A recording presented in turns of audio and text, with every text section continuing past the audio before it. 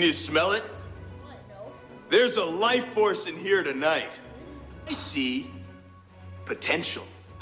Obviously, being that starter, I'm looking forward to leading those guys and, just pulling everybody to a higher standard and pushing the guys around me and holding everybody accountable and hoping they do the same for me. But, we got a lot of guys that can play a lot of good football. And obviously, I'm honored to be named the starter. But where the bloody hell have you been?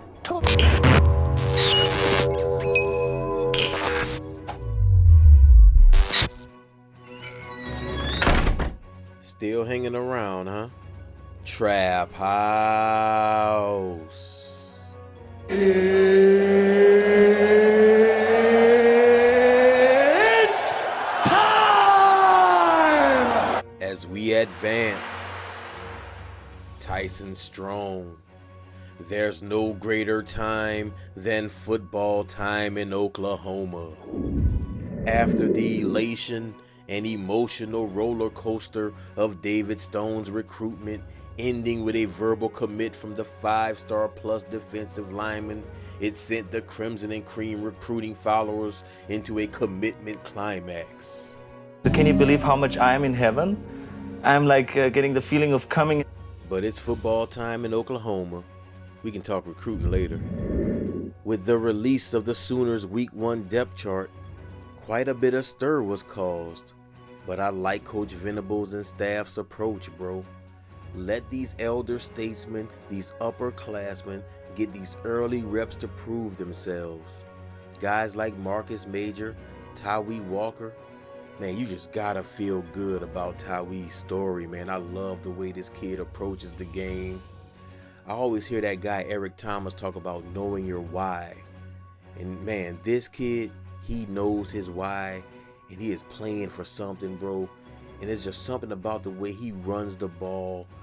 I mean, it permeates throughout the entire locker room.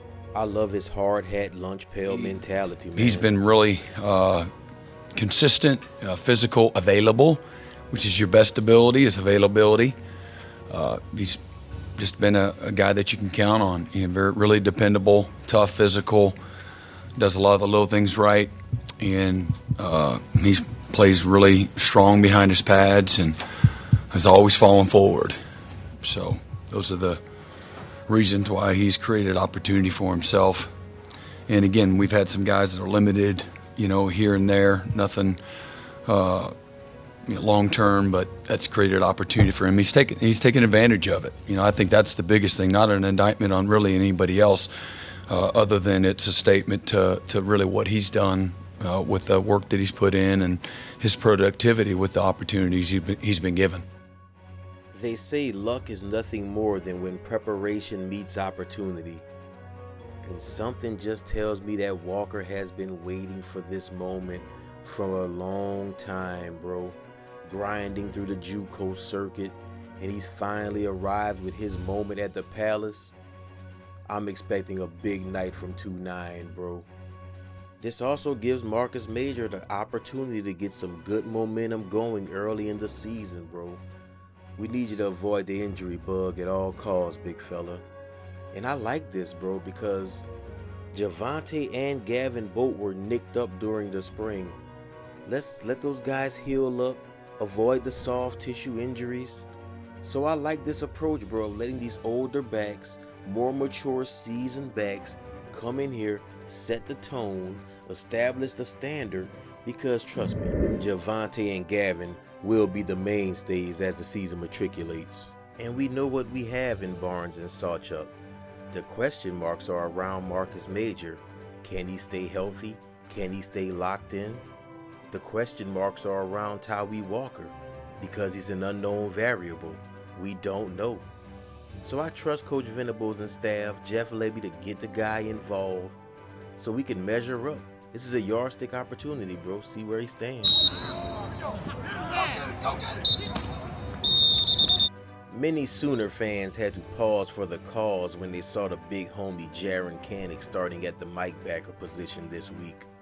But if you were tapped in like you were supposed to be, you will know that I've been singing this song for a while, bro. I love the thought of Danny Boy, the pipes, playing and staying at the weak side will position. He will get favorable matchups when blitzing the edge, and you can teach a clinic on his run game pursuit angle prowess. But most importantly, it helps Danny in coverage, bro. Stutz is my guy. It goes with no debate, bro. But I gotta keep it real, man. I gotta be honest and keep it a buck. He struggled between the seams in coverage at times, bro, especially right into that green zone, the 30-yard line going into the end zone. And do I think Kanik is a better Mike backer than Danny right now, present day? Hell to the no. But I do think Kanik can be better than Danny at the mic in the future. That's definitely possible, bro. And Kanik is athletic enough to mask any mental errors he makes in the middle just off of sheer raw grit and talent. Let these guys learn and develop, man. I foresee all these linebackers getting tons of reps all the way down to Kobe and all, bro. And they're going to play multiple positions, bro. I see that happening, man. Down, Danny, down. Pass it up. Hands forward. Nose out on the toes. I'm sorry if you expect an Arkansas breakdown from your boy Big Trap, but that ain't happening, player.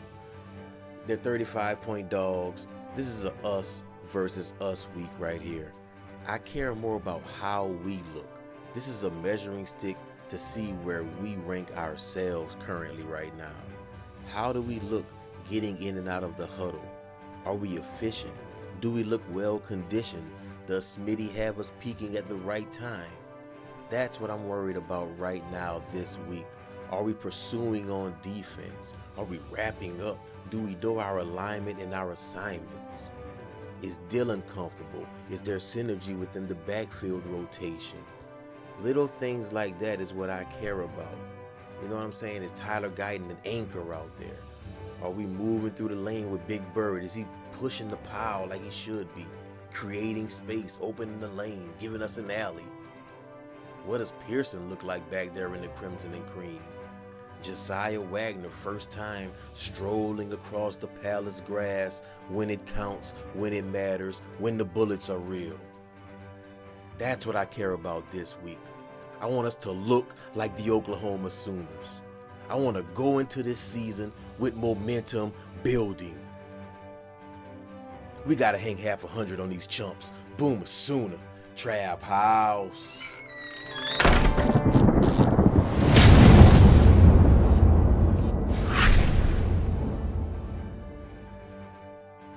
Oklahoma, and I love this community. I love the past, the tradition, the history, and so do our fans. And when you're at a place like Oklahoma, one of the things that makes Oklahoma so incredibly, special is the passion and the enthusiasm, the hunger from our fan base to be successful. And they have high expectations, and so do we.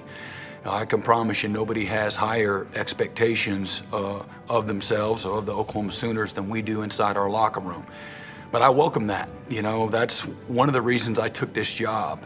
And this will be my 15th year in Norman, Oklahoma. And I love this community. I love the past, the tradition, the history, and so do our fans.